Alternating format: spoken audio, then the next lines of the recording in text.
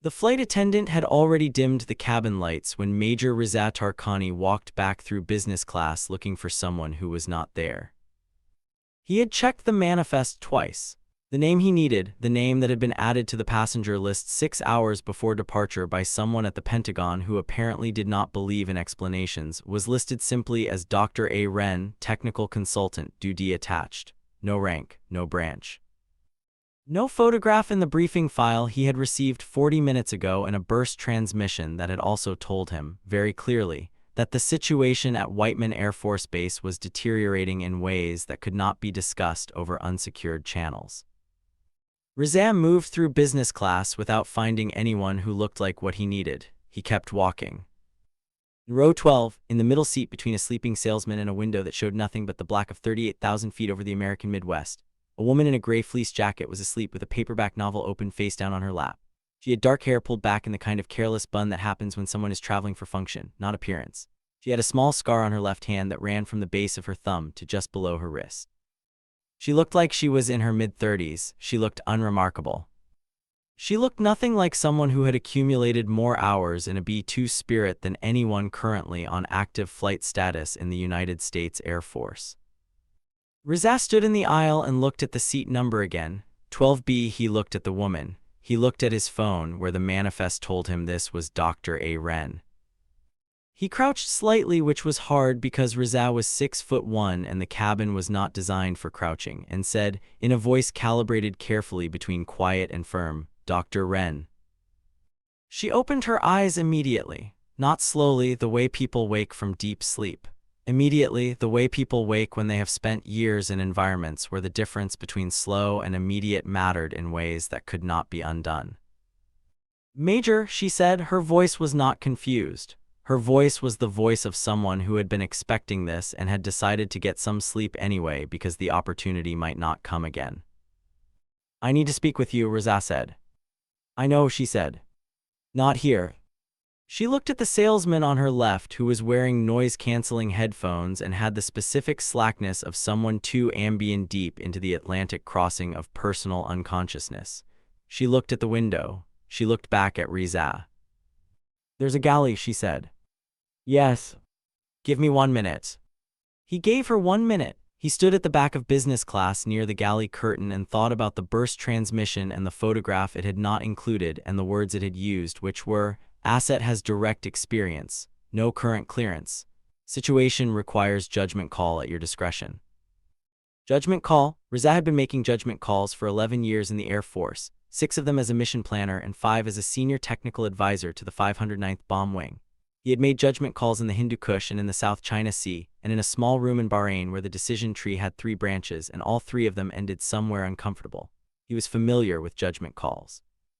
He was not familiar with judgment calls that sent him to row 12 of a commercial flight to find a woman listed only as a duty-attached consultant with no photograph, and a name that matched nothing in the database he had been given provisional access to 14 months ago when his clearance level had been upgraded. She appeared at the galley curtain 90 seconds later. She had smoothed her hair and looked completely awake and was carrying nothing, no bag, no phone, no paperback, which told him something about her. How bad is it? She said before he could speak. He looked at her carefully. That depends on what you know. I know about the navigation anomaly, she said. I know it was first flagged at 3:40 and that someone decided it was a software glitch for 6 hours before someone else decided it was not. I know there are currently 2 aircraft grounded at Whiteman that should not be grounded because the window they're supposed to fill is closing in approximately. She looked at nothing, calculating, 14 hours. Riza was quiet for a moment. How do you know that? Because I spent 4 years writing the navigation integration protocol for that aircraft, she said, and when you write something, you understand the ways it can fail. Riza looked at her for 3 more seconds, then he said, tell me what you think is wrong. It's not a software glitch, she said. The anomaly they flagged, the cascade behavior, that's a hardware-level interruption in the terrain-following subsystem's interface with the primary nav computer.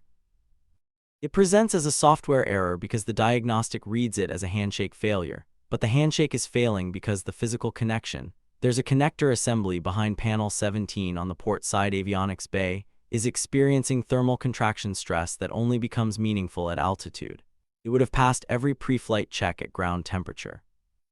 The galley was quiet except for the white noise of the engines and the distant sound of a child somewhere in economy who could not sleep. "That's a very specific diagnosis," Riza said, "for someone who has not seen the aircraft." "I don't need to see it," she said. "I designed the subsystem, and the symptom pattern you're describing," she paused. "You haven't told me the symptom pattern." "No," Riza said. "But it's the thermal contraction issue," she said, "isn't it?" He did not answer, which was an answer. If you are watching this for the first time and this story already has you, stay until the end, because where this goes is not where you expect. Drop a comment before you continue telling us where in the world you are watching from tonight. We read every single one. And if stories like this one matter to you, the subscribe button is right there. It costs you nothing and it means everything to us. Her name was Dr. Avery Wren. She had not always gone by Avery. For the first 29 years of her life, she had gone by her middle name, which was a small private rebellion against a father who had named her after his commanding officer, and then spent the next 2 decades being disappointed in exactly the specific ways that only fathers who name their daughters after commanding officers can be disappointed. Her father had been Colonel James Wren, United States Air Force, 41 years of service, a record of distinguished conduct that he had kept on a placard in his study and referred to in conversations with a frequency that Avery had learned by the age of 8 correlated directly with how much he had been drinking. He was not a cruel man.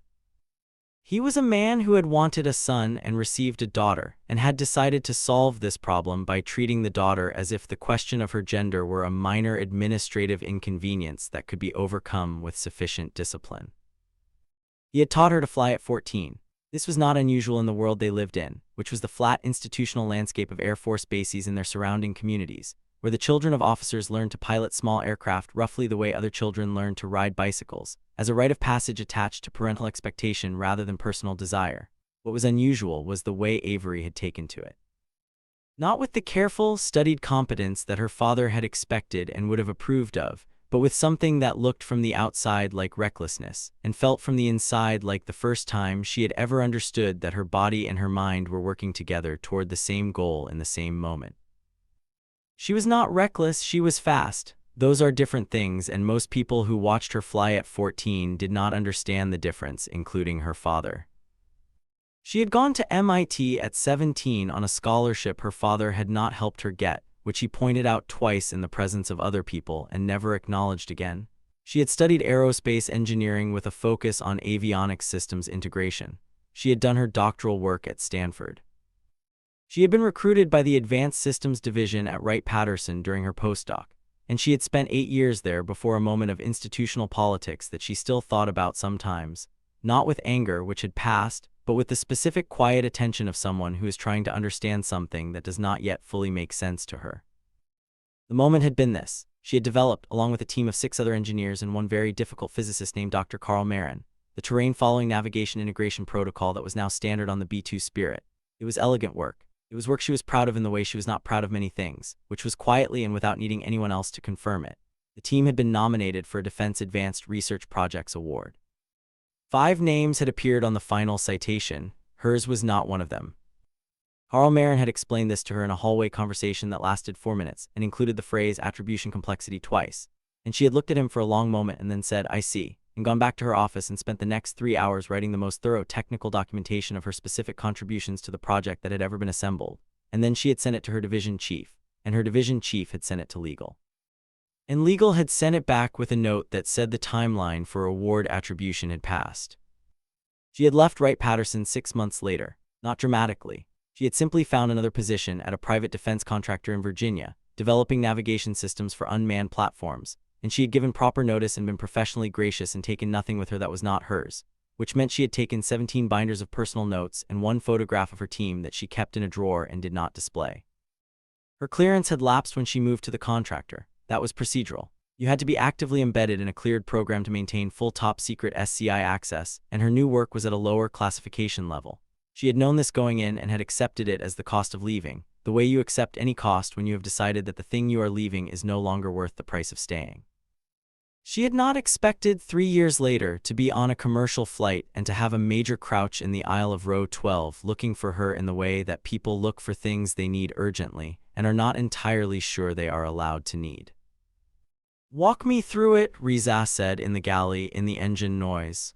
"The connector assembly. Walk me through what would need to happen to diagnose it and what would need to happen to fix it. She looked at him. I'm not currently cleared to discuss the internal architecture of that aircraft. I know, he said. I know you're not. And you're asking me anyway. I'm telling you about a general avionics situation, he said carefully, and asking for your general technical perspective. She understood what he was doing. She had spent enough time inside classified programs to understand the way language was used to create distance between what people needed to say and what they were technically allowed to say. She found it, in this moment, both professionally comprehensible and personally irritating. The general technical perspective, she said, is that you need someone who knows where to look and what to look for, and that the physical inspection would take about 40 minutes with the right tools and the right knowledge, and the repair, if I'm right about what it is, would take another hour with materials that should already be in the maintenance bay. And if you're wrong about what it is, then we spend 90 minutes on the wrong problem, she said, but I'm not wrong. Reza looked at her for a moment, then he said, the aircraft need to be operational by 1600 tomorrow. The mission window doesn't move. What's the mission?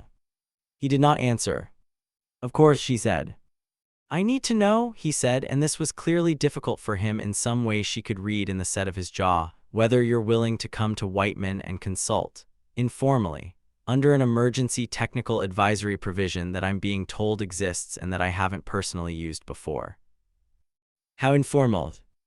You would not have access to mission data, classified systems, or flight operations. You would have access to the maintenance bay, the specific panel in question, and one qualified technician who would implement any recommendations you make.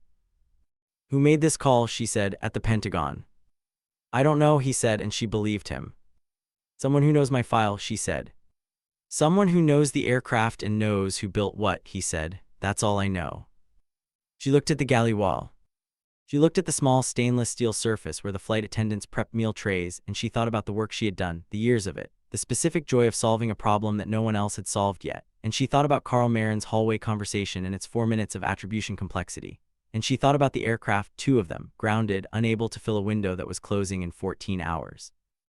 And she thought about the connector assembly behind panel 17 in the port side avionics bay, which she knew the way she knew her own hands, because she had designed it and argued for it, and stayed up until 2 in the morning 3 times to recalculate the thermal tolerance margins to be sure. Yes, she said, I'll come. He exhaled slightly. She noticed this. You already had the transport arranged, she said. There's a vehicle meeting us at the gate, he said. She thought about this for a moment. You were not certain I would say yes. No, he said. But you arranged the vehicle anyway. The mission window doesn't move, he repeated. She nodded slowly. This was, she understood, the most honest thing he had said to her in the last 10 minutes, and therefore the most useful.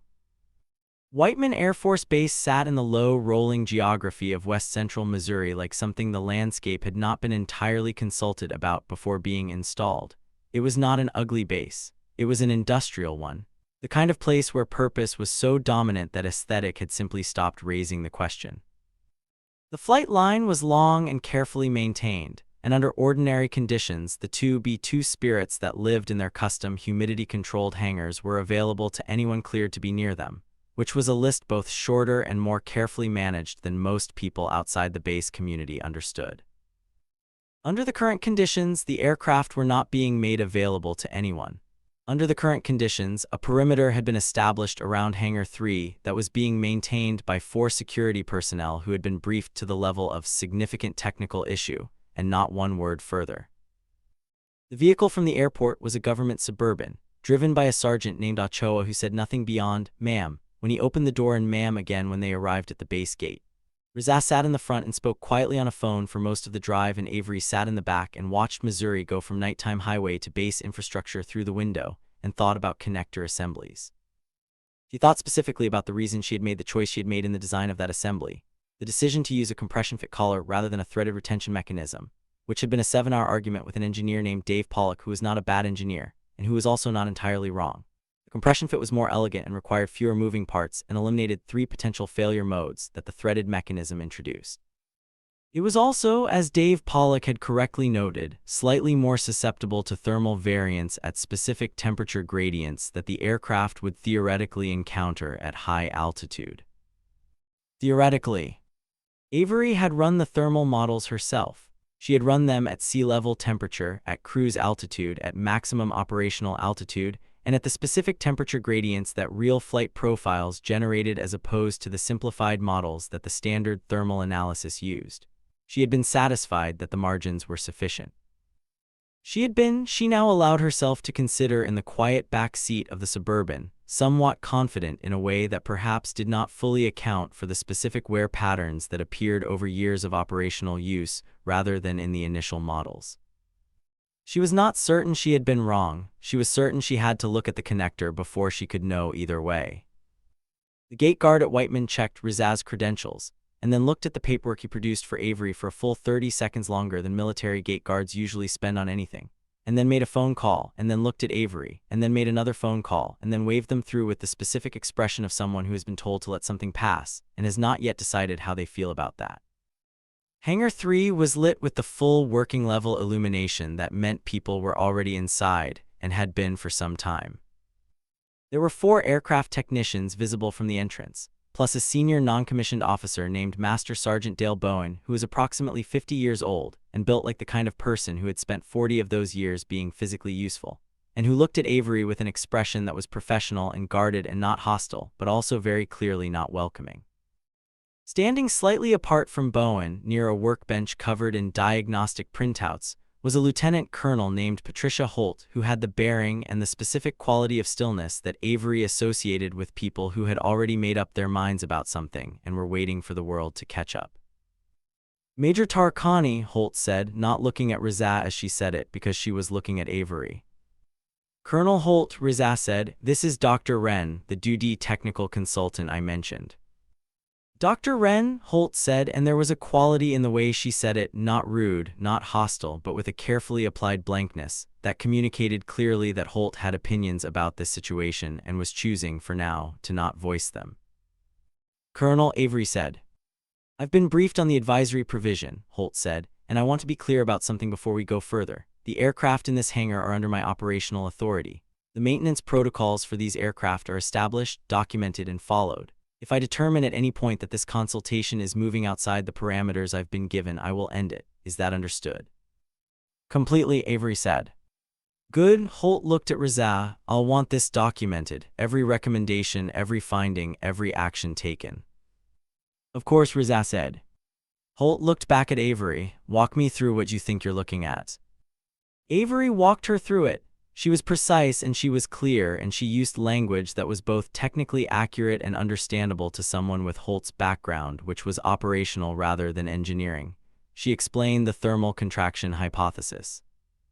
She explained the specific connector assembly and why the symptom pattern she had been described. She was careful to describe it as the pattern she had been described, since she was not yet confirmed to have direct knowledge of the specific symptoms, was consistent with a thermal-induced impedance increase at that junction.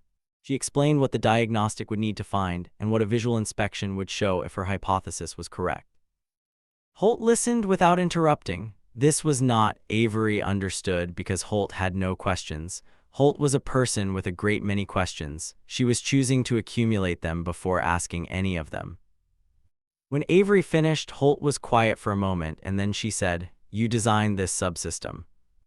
"I was part of the team that designed it," Avery said, because this was what had been true and also what had been established. "You were the lead design engineer on the terrain following nav integration," Holt said. "That's not what you said."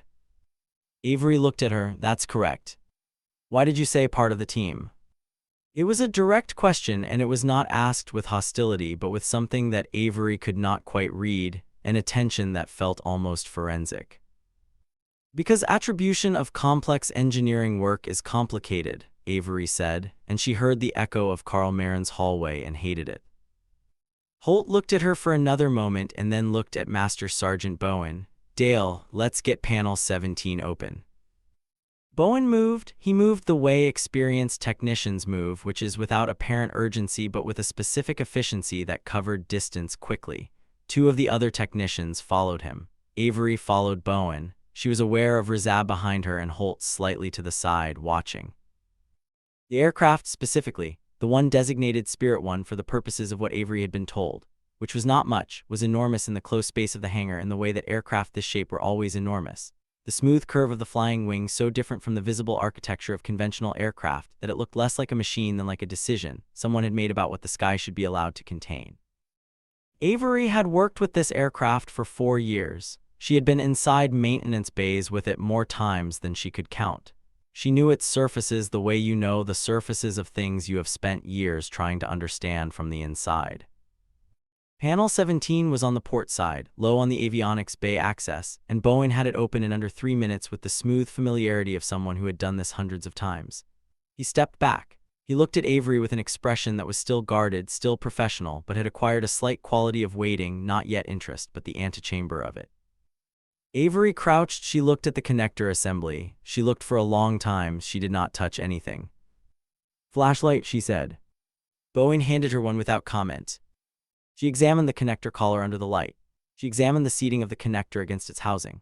She examined, and this required moving the light to a specific angle that she knew, because she had spent 3 days in a maintenance bay in Palmdale 13 years ago examining this exact junction during prototype validation. The very small gap between the collar lip and the housing shoulder that should at ground temperature be within 0.02 of an inch. It was not within 0.02 of an inch. She looked at it for another 30 seconds, then she said, "Dale." Bowen crouched next to her without being asked to, which told her something about him. "Look at the collar gap," she said. He looked. He was quiet for 5 seconds. Then he said very quietly, "Son of a..." "It's within spec at ground temperature," Avery said. "But at altitude, when the ambient temperature drops 20 degrees below what the ground-level thermal model assumed, the differential expansion rate between the collar material and the housing creates an impedance increase across that junction. The nav system reads it as a software handshake failure because the signal degradation pattern is identical to a firmware communication error." Bowen straightened up. He looked at Avery with an expression that was no longer guarded. "How long has this been developing?" he asked. "I don't know," she said. "It's cumulative, thermal cycling over time. Every high-altitude mission expands and contracts the junction slightly. Over years, the tolerance degrades." She paused. "How many hours on this airframe?" Bowen looked at Rizat. Rizat nodded. 2,341, Bowen said. Avery nodded. "That's consistent with what I'd expect." "Both aircraft," Bowen said. "Spirit 2 has 2,289 hours." Avery looked at him. "Check Spirit 2's panel 17 tonight," she said. "Same collar gap measurement. If it's within spec, it might still be developing. If it's not, they both have the same problem," Bowen said. "Yes." Holt had come closer. She was standing now in the way she had stood at the workbench, still, attentive, watching. "What's the fix?" she said. "Collar replacement," Avery said. "The housing is fine. The connector itself is fine. It's specifically the collar that's fatigued. If you have the right spec collar in stock, and you should, it's a standard maintenance item. It's a replacement and then a thermal cycle test to confirm seating." 90 minutes, Bowen said, and this was not a question. "With the right parts and someone who knows what they're doing," Avery said. Bowen looked at Holt. Holt looked at Avery. "You'd supervise the replacement." "If you want me to," Avery said. "I want you to," Holt said. They stood in the hangar for a moment, the 4 of them, Avery, Holt, Rizat, and Bowen, and the aircraft enormous and patient around them. And then Bowen said parts room and went, and 2 technicians followed him. And Rizat answered a phone that vibrated in his pocket and moved toward the hangar entrance, and Holt and Avery were briefly alone near panel 17 with the flashlight still in Avery's hand. "Dr. Wren," Holt said. Avery looked at her. "I want to ask you something directly," Holt said. "All right. Why did your clearance lapse?" Avery looked at her steadily. "I left the program I was embedded in. Procedurally, the clearance doesn't follow you." "You left right, Patterson," Holt said. "Yes." "After the navigation integration work?" "Yes." Holt was looking at her with that same forensic quality. "I knew about that work," she said. "I was at Whiteman when the new nav system was introduced. The briefing we received as operational commanders attributed the design leadership to a team led by Dr. Carl Marin." Avery was quiet for a moment. "That's one way to describe it," she said. "Is there another way?" "There are several other ways," Avery said. but the program documentation uses Marin's name as the team lead, so that's the official description. Holt was quiet, then she said, "The documentation I received when I was preparing for this consultation included your original design brief. Your name is on it as primary author. The date is 8 months before Marin was assigned to the project." Avery looked at her carefully. She had not known that Holt had seen that document. She had not known anyone outside of Wright-Patterson's internal records had that document.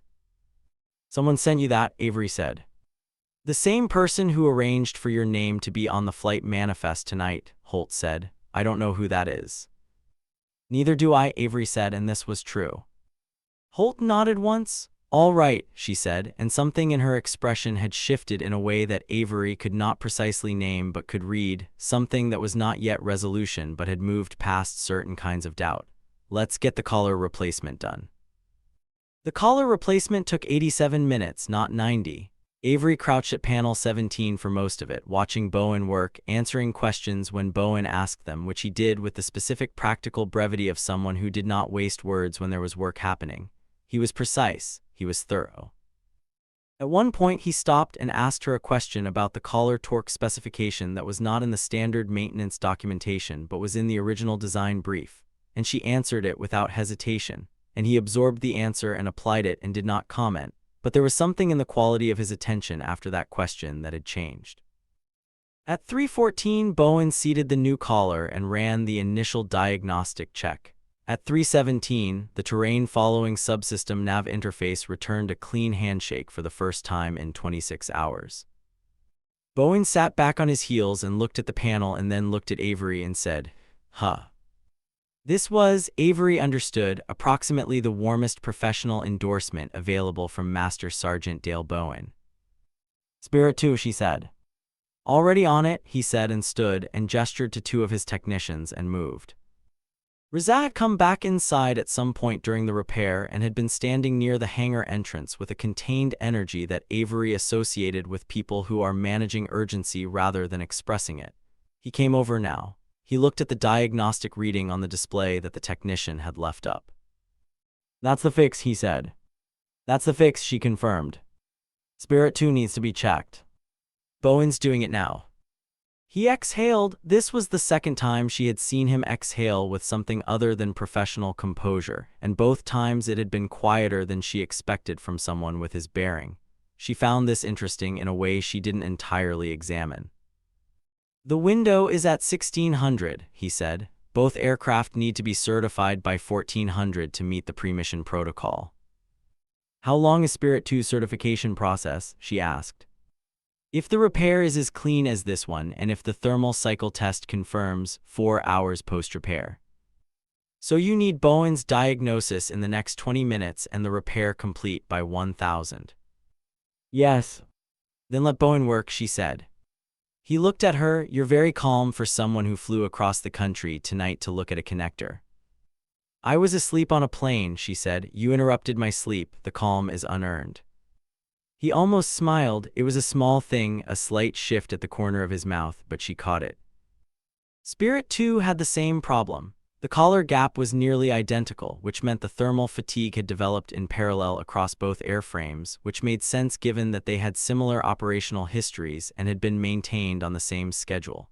Bowen's technicians began the repair at 3:31. Avery moved between the 2 hangars for the next several hours, checking Bowen's work on Spirit 2, answering questions, and at one point identifying a secondary issue. A minor discrepancy in a sensor calibration that was not related to the primary problem but would have generated a maintenance flag during the post-repair systems check, that she flagged before it could create confusion. Holt was present through most of this. She did not hover, but she was there, positioned in the hangar with the stillness that seemed to be simply how she occupied space when she was thinking. At around 500, she came to stand near Avery, who was looking at the Spirit 2 diagnostic feed. "Can I ask you something?" Holt said. It was not phrased as a question. "You're going to," Avery said. "When you left Wright-Patterson," Holt said, "was it your choice to go or were you pushed?" Avery considered this. "Both," she said, which was the most honest answer. "Pushed by what?" "By the understanding that the work I had done would not be attributed to me in any way that would matter to my career or my record." Avery said, "and by the choice I made to accept that that was the situation and decide whether I was willing to stay in it or not." "You weren't willing." "I was willing for about 6 months," she said, "and then I wasn't." "In the contractor work is meaningful work," she said. "It's not the same." Holt was quiet for a moment. "The aircraft you fixed tonight," she said. "Both of them, the navigation integration protocol you designed, it's been on every Spirit operational mission for 7 years." "I know," Avery said. "Hundreds of missions." "I know. And your name isn't on the program record." "I know that too," Avery said, and there was something in her voice now, not bitterness, but the specific weight of someone who carries a thing they have learned to carry without showing the effort. Holt looked at the diagnostic feed. The numbers were good. Spirit 2 was responding cleanly to the new caller. "I'm going to file a consultation report," Holt said. "For tonight's work, I'm going to be specific about your role and your diagnosis." Avery looked at her. "That's your prerogative," she said carefully. "It's also accurate," Holt said, "and I don't file reports that aren't accurate." Avery said nothing for a moment. Then, "Who sent you my design brief?" Holt was quiet for long enough that Avery thought she might not answer. Then she said, "Major Tarkani." Avery looked across the hangar to where Rizal was standing near the entrance with his phone, speaking to someone, outlined against the beginning light that was starting to show through the hangar doors in the way that Missouri mornings showed up, gradually and without drama. "He's been at Whiteman for 2 years, Holt said. "Before that he was at Wright-Patterson for 3. "I was gone before he arrived," Avery said. "By 6 months," Holt said. "He came in right after you left. He found your original design brief in the archive. He's been asking questions about the nav integration attribution for most of his time here." "Why?" Avery said. "Because he's the mission planner for Spirit 1 and Spirit 2's operational flight crew," Holt said. "And he told me once that when he's sending aircraft into a mission, he wants to know who actually built the thing he's trusting, not who got credit for building it, who actually built it." Avery stood with this for a moment. Outside, the Missouri sky was going from black to the specific dark blue that comes before dawn, and inside the hangar the lighting was the full industrial brightness of people doing precise work in the middle of the night. And across the space of it, Rizal was still speaking into his phone, with the contained urgency of someone managing a situation that had many moving parts. And Dale Bowen was lying on his back with his arms inside the avionics bay of a $2.1 billion aircraft, saying something quiet to one of his technicians. "He arranged for me to be on the flight manifest," she said. "He found out about the anomaly at 400 yesterday morning," Holt said. "By 600 he had made the argument to his chain of command that the diagnosis required someone who understood the nav integration from the inside. By 900 someone at the Pentagon had agreed. By 1100 your name was on the manifest." "He doesn't know me," Avery said. "He knows your work," Holt said. This was a sentence that landed in a way that Avery had not expected. It landed in the place where attribution complexity lived, where 4 minutes in a hallway lived, where the placard in her father's study lived, in the MIT scholarship, and the 3 nights for calculating thermal tolerance margins, and the filing of the documentation that had gone illegal, and come back with a note about timelines having passed. It landed in all of those places and was completely quiet. At 8:47, Spirit 2's repair was complete and the thermal cycle test had begun. Bowen and his team ran the first phase of the post-repair systems check while the aircraft systems reached operating temperature. At 9:14, the terrain-following nav interface on Spirit 2 returned a clean handshake. Bowen came out from behind the panel and stood up and looked at Avery with a direct, even gaze. "Same result," he said. "Good," she said. "You called it exactly," he said. "The symptom, the cause, the fix, all of it." "I designed the system," she said. "I know," he said. "I read your design brief last night before you got here." He said this without flourish or particular emphasis. He said it the way people say things that they believe should be said. "The major had it in the briefing file he gave me." Avery was quiet. "I've been maintaining these aircraft for 11 years, Bowen said. "The nav integration system. I've done every maintenance cycle on both airframes, and I've read a lot of technical documentation in 11 years. He paused. "That brief was the clearest thing I've ever read. I understood exactly why every decision was made." Avery looked at him. "Thank you," she said, and her voice was even. "Thank you," he said, and meant something different by it than she had. The certification process was complete by 11:27. Both Spirit 1 and Spirit 2 had clean system checks across all primary and secondary navigation functions. The terrain following nav integration was performing correctly on both airframes. Bowen filed the maintenance records. The mission timeline was intact. Holt convened a brief summary meeting in the hangar office at 11:45. Herself, Rizat, Avery, and Bowen. The meeting lasted 14 minutes. Holt presented the diagnostic findings and the repair actions. She used Avery's name as the technical lead on the diagnosis with a plainness that seemed to allow for no alternative framing. She noted that the repair had been executed by Master Sergeant Bowen's team under Dr. Wren's technical supervision. She noted that the secondary sensor calibration issue had been identified and corrected by Dr. Wren. She noted that both aircraft were certified for mission operation. Then she said, "Major Tarkani, what's the status of the clearance review I requested at 600? Rizat said preliminary approval for a time-limited restoration of Dr. Wren's technical access has been granted, pending formal processing. The specific scope is limited to the nav integration systems on this aircraft type." Avery looked at him. "You requested that without telling me." "I requested it at 600, he said. "Before I knew the diagnosis was correct, I wanted the option available if it was." "Why?" she said.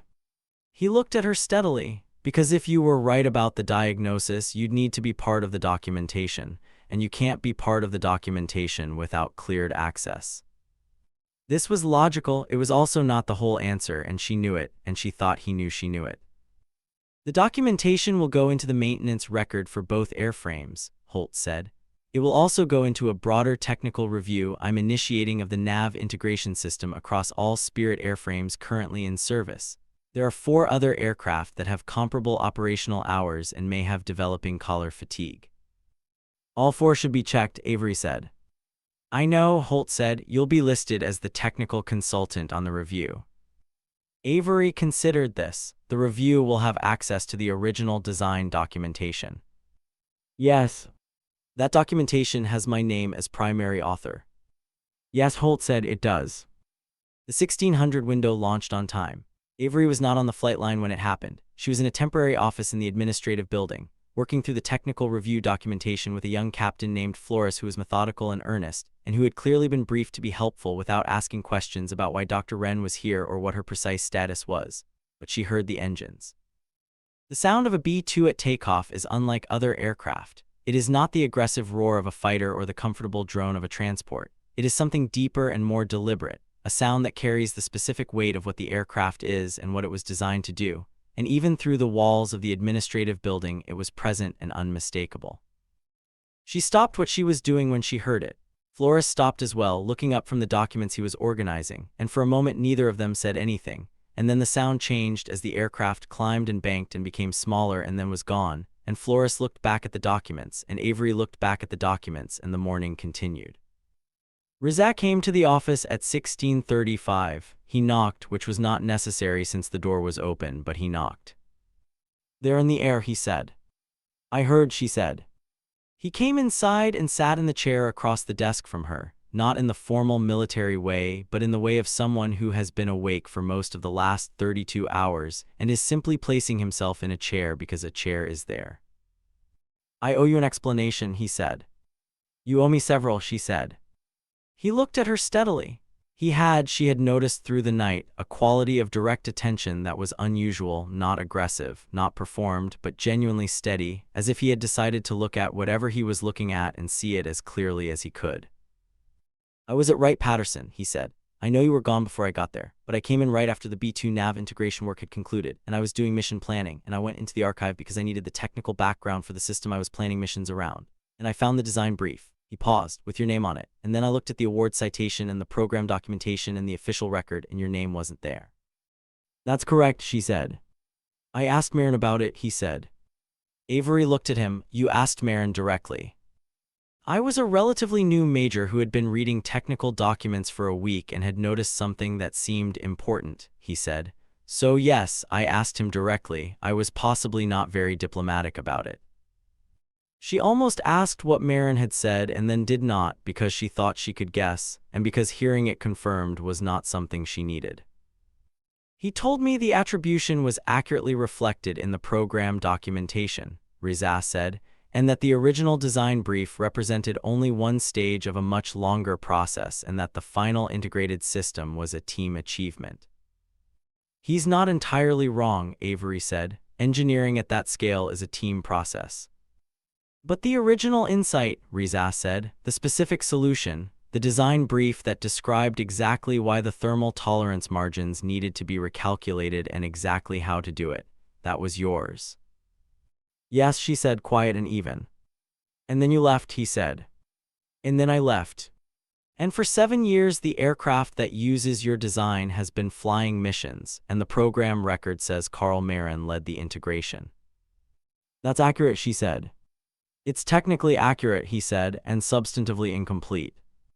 She looked at him for a moment. Why did this matter to you? She said. You were a mission planner at Wright-Patterson. This wasn't your file. This wasn't your program. Why did you care?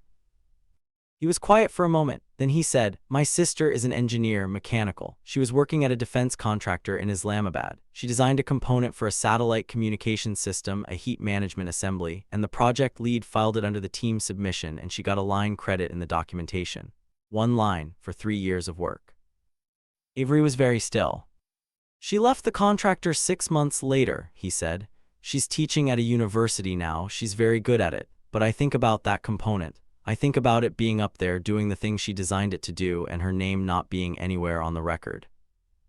And you thought about that when you found my design brief, Avery said.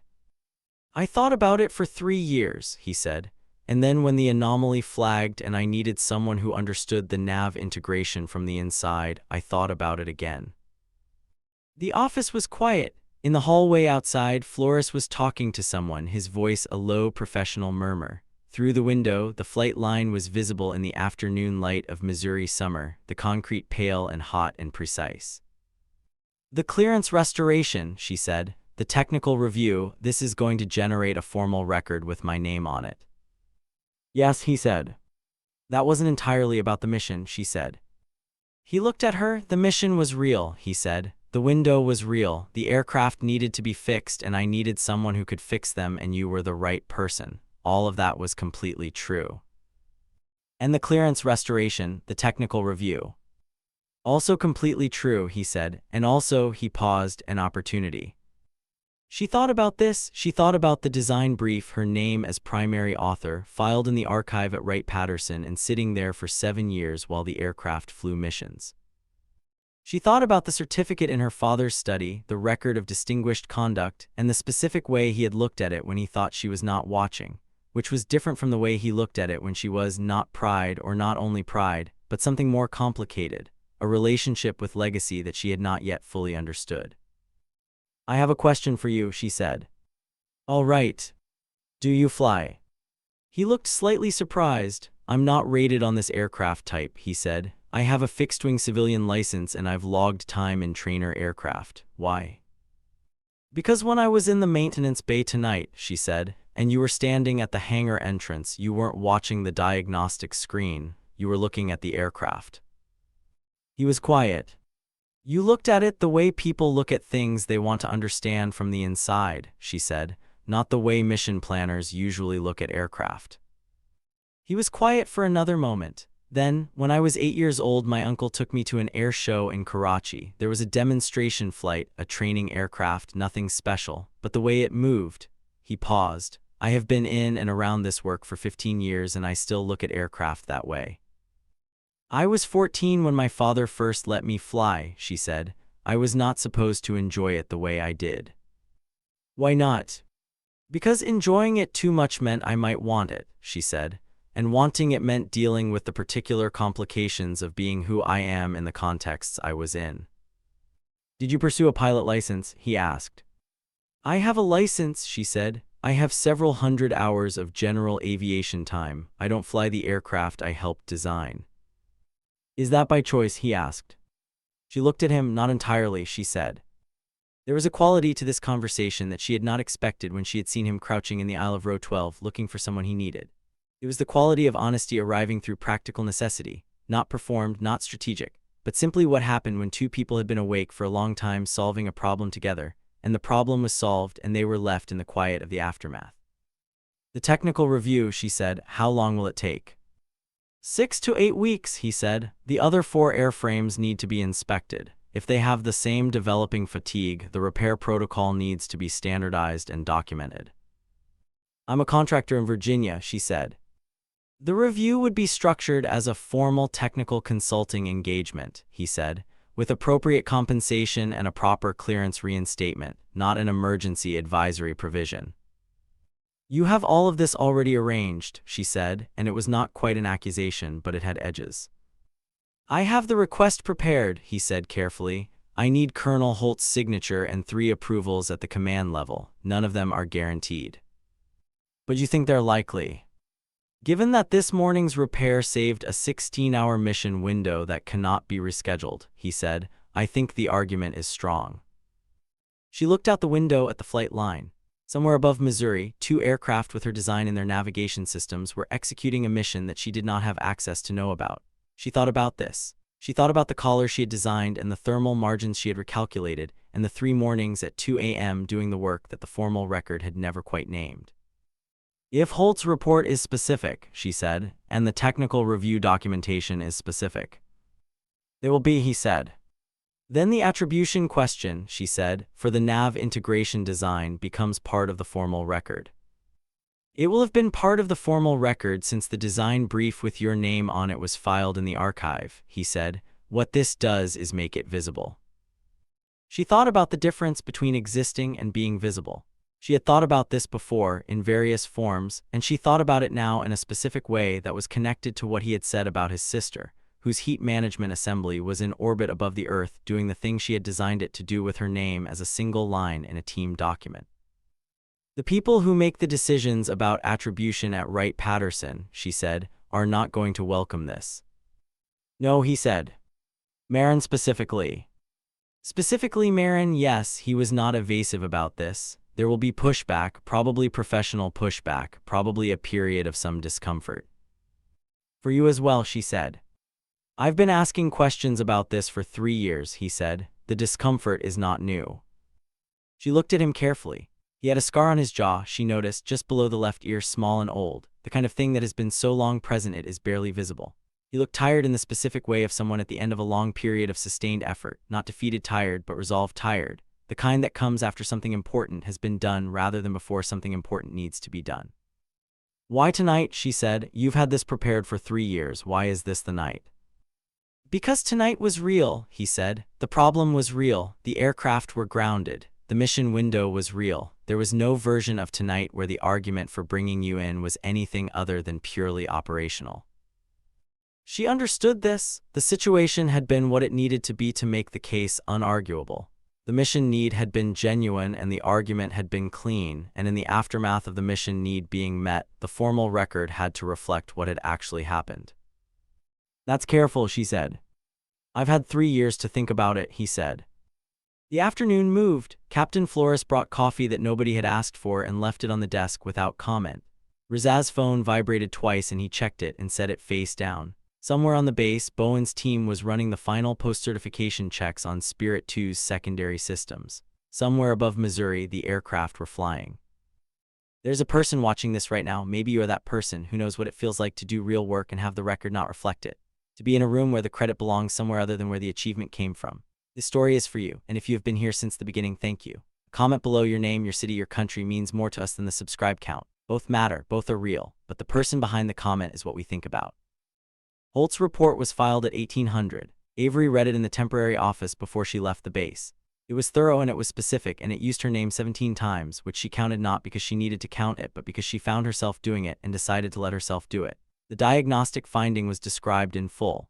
The repair was attributed to Bowen's team under her technical supervision. The secondary sensor calibration was listed separately, also attributed to her. And in the technical background section, where Holt had placed a brief history of the nav integration system for context, there was a sentence that read, "The terrain following navigation integration protocol currently installed on all B-2 Spirit airframes was originally designed by Dr. Avery Wren, whose original design brief, dated November 2011, is maintained in the Wright-Patterson Technical Archive." One sentence, accurate, specific, sourced, in a formal military document that would be filed in a record that did not expire. Avery read it twice. She sat with it for a moment, and then she went back to the documentation she had been working on with Captain Flores because there was still work to do. The vehicle back to the airport was the same Suburban with Sergeant Ochoa. Rizal was not in the vehicle. He had been called to a briefing at 1800 that he had flagged on his phone with a look of professional resignation.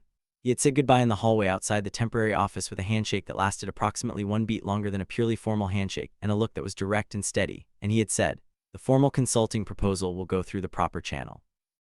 It'll come to you through due decontracting. I want you to look at it carefully and decide what you actually want."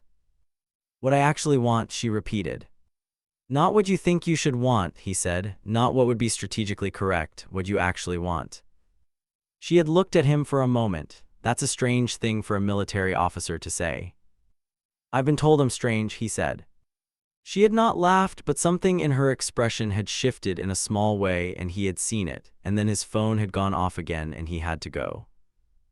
In the Suburban, Ochoa drove without speaking, and Avery watched Missouri go by in the evening light that was long and golden the way summer evenings in the Midwest are long and golden. And she thought about the aircraft that were somewhere in the sky executing a mission she could not know about, carrying her design in their navigation systems, following terrain that the system she built was translating into data that kept them where they needed to be. She thought about the collar.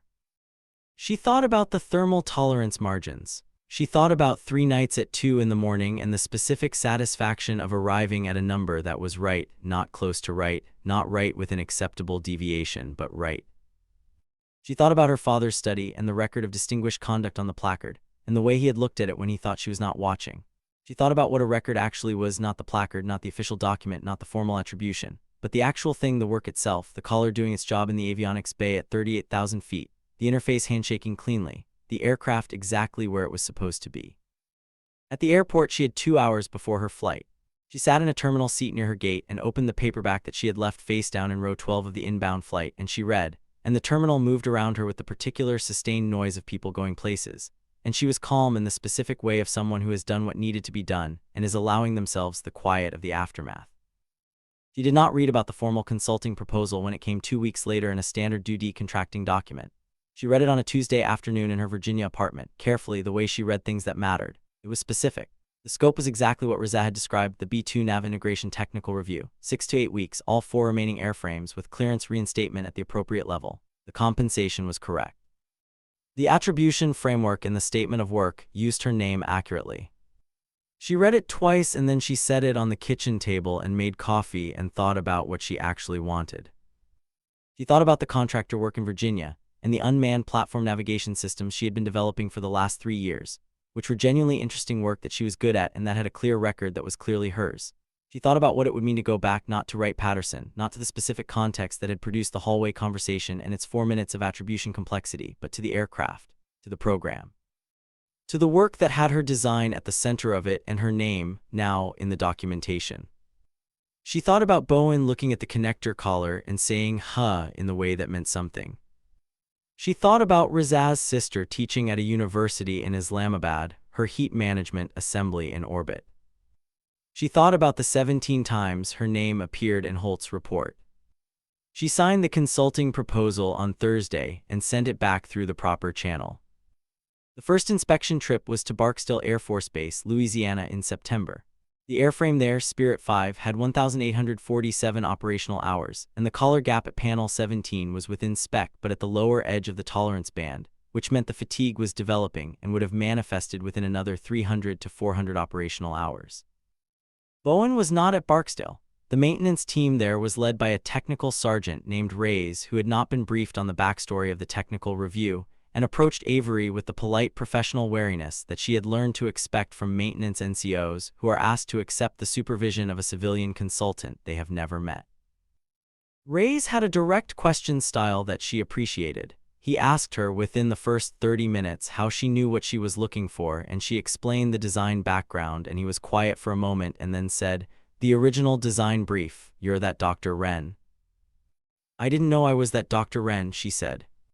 "The major sent us a copy," Reyes said, 2 weeks ago, said if we were going to have a consultant come and we should know who she was and why she knew what she knew." "Tarkani," she said. "Yes, ma'am." She was quiet for a moment, then, "What's your read on the collar gap?" Reyes told her and they got to work. The Spirit 5 collar was replaced as a precautionary measure. Spirit 7 at DICE had developing fatigue similar to Spirit 2. Spirits 9 and 11 at Ellsworth and Whiteman respectively were within normal tolerance bands. The technical review produced a comprehensive maintenance protocol update that standardized the collar inspection and replacement schedule across the entire Spirit fleet and was adopted by Air Force Materiel Command in November. The protocol document listed Avery as the technical author. Reza sent her a message when the protocol was formally adopted. It said, "Adopted 14 Nav, fleet-wide." She wrote back, "Good." He wrote back, "Eloquent." She did not respond to this, but she kept the message exchange, which was unlike her, and she was aware that it was unlike her, and she decided this was not something she needed to resolve immediately. The formal consulting engagement concluded in December. The documentation package was thorough and was filed appropriately. Her clearance reinstatement was made permanent at the appropriate level, tied to the ongoing technical advisory role that had been created as a result of the review. This had required 3 approvals at the command level, as Reza had predicted, and the process had not been perfectly smooth, as he had also predicted. There had been a period of professional friction in November when someone at Wright-Patterson had raised a question about the scope of the attribution language in the maintenance protocol, and that question had been answered thoroughly and with documentation by Holt, who filed an additional report that was even more specific than the first. Avery did not have direct visibility into this process. She had been told about it afterward by Reza in a phone conversation that was nominally a debrief on the consulting engagement and was also something else, which neither of them named. Marin was asked to comment on the attribution, Reza told her. "I know," she said, "someone at command told me." "What did you feel about that?" She thought about this for a moment. "Nothing clean," she said, which is probably accurate. "He confirmed the timeline of the design brief," Reza said. "He confirmed that the thermal tolerance recalculation was your work. He said that the final integrated system involved contributions from the entire team." "That's true," she said. "He didn't contest the attribution language in the protocol document," Reza said. She was quiet for a moment. She thought about Carl Marin, who was not a villain and was not a hero, and was a person who had operated within a system that made certain things easier than other things and had made choices that were common and that had cost someone something real. She thought about whether she wanted him to have suffered professionally and found that she did not quite, which was a more complicated answer than she would have given 3 years ago. "Good," she said, "it shouldn't be contested." "No," he said. They were quiet for a moment. On the phone in December, with the Virginia winter making the apartment cold in the specific way of apartments whose heating systems have good intentions and limited follow-through. "What's next for you?" he said.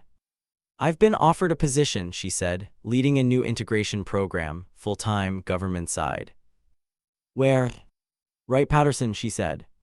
He was quiet. "I know," she said. "Do you want it?" he said. She thought about what she actually wanted, which was the question he had asked her in the hallway outside the temporary office in August. She thought about the aircraft and the work and the record that was now, in several specific documented ways, accurate. She thought about the connector collar in the avionics bay and the thermal cycle test returning a clean handshake. "I want to do the work," she said. "I want the record to be accurate while I'm doing it." "That's achievable," he said. "Yes," she said, "it is."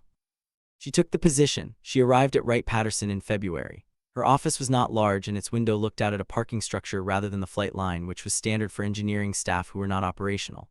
She put nothing on the walls except one thing, a copy of the original design brief, not the whole thing, the title page, with her name on it as primary author and the date, November 2011. She put it in a plain frame and hung it on the wall across from her desk, not because she needed to look at it to know what it said, but because she had decided that accurate records should be visible.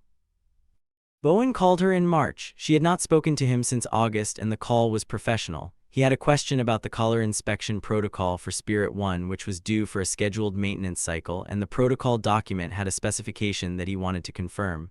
She confirmed it. He thanked her. He paused. "I told my team about you," he said. "After last August, not the clearance stuff, just who designed the nav system they work on every time that there was a name for it." "How did they take it?" she said. "One of my guys has a daughter," he said. "She's 12, he told her." A pause. "I just wanted you to know someone told her." Avery was quiet for a moment. She looked at the framed title page across from her desk. "Thank you," she said, "for telling me that." Holt came to Wright-Patterson in April for a command review. She and Avery met briefly in a hallway, which was not planned. Holt looked at her with the same forensic quality of attention she had brought to the hangar in August. "How is it?" Holt said. "Complicated," Avery said, "and good." Holt nodded. "That's the right ratio," she said. In May, Rizal was reassigned. He received orders for the Pacific Theater, a role with a joint command that was clearly a promotion and clearly removed him from the practical daily landscape of Whiteman and Wright-Patterson. He sent her a message the day the orders came through. It said, "Pacific, PACOM, reporting August." She wrote back, "Congratulations." He wrote back, "Thank you, the protocol document is solid, the program is solid, the record is accurate." She read this and thought about what he was actually saying, which was more than one thing at once. The way things from people who choose their words carefully are more than one thing at once. She wrote back, "It is, you made a good judgment call." He wrote back, "I had good information." She set her phone down and looked at the framed title page across from her desk and thought about what a record was, and what it meant when a record was finally accurate, and whether accurate records healed the time during which they had been inaccurate or whether they simply made the future more legible. She thought about the aircraft flying missions. She thought about the caller doing its job in the avionics bay.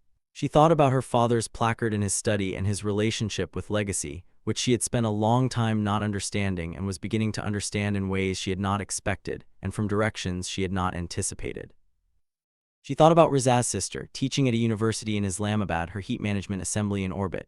She thought about what it meant to do work that mattered and have the record reflect it. She thought about what it meant to spend years in a context where the record did not reflect it. She thought about the specific weight of carrying that and the specific different weight of the alternative, which was not exactly light but was at least accurate. The morning went on. The parking structure outside her window was pale in the spring light. Somewhere on the flight line, an aircraft was being prepared for a maintenance cycle. Somewhere in the avionics bay, a caller was doing the job she had designed it to do. She opened the program file for the new integration work and began to read. There's a question she carries still, one that the record cannot entirely answer. The years when the record was wrong, when the design brief sat in the archive with her name on it, and the official documentation said something different, what do those years mean? Do they become a footnote, something prior to the correction? Or are they simply what happened, part of the cost of the specific choices that were made by the people involved, including her? Because leaving was a choice, even if it was the right one.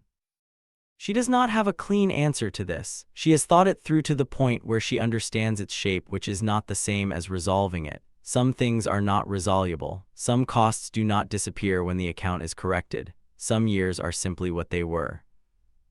What she has is the work and the record that now reflects it, and the aircraft that carry her design through the sky.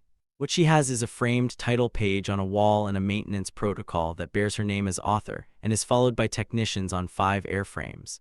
What she has is Bowen telling his team, and Bowen's teammate telling his daughter, who is 12 years old. What she does not have, and this is the thing she turns over sometimes, quietly, in the way you turn over things that matter but are not fully legible, is any certainty about what the 12-year-old makes of it. Whether it changes something for her, whether it lands as the kind of story that makes a particular kind of future feel possible, whether it is simply a fact that passes through her afternoon and leaves no trace. This is not, Avery has decided, something she needs to know. She has decided that doing the work and correcting the record and being specific and accurate about what is whose, that these things are worth doing without requiring a legible outcome. That you cannot fully know what the accurate record does in the world once it exists in the world. That this uncertainty is the part you have to accept, alongside everything else. The aircraft are in the sky, the caller is doing its job, the record says her name. That is what actually happened, and that at least is true. If this story stayed with you, if you found yourself somewhere in it, leave a comment below. Not just a word. Tell us where you are in the world tonight, and tell us which part of this story you'll still be thinking about tomorrow. We read them, all of them. The person behind the screen on our end reads every single one. And if you want more stories like this one, stories that take the time to tell something real, subscribe. We are here every week with another one. Thank you for staying until the end. It means more than we usually say.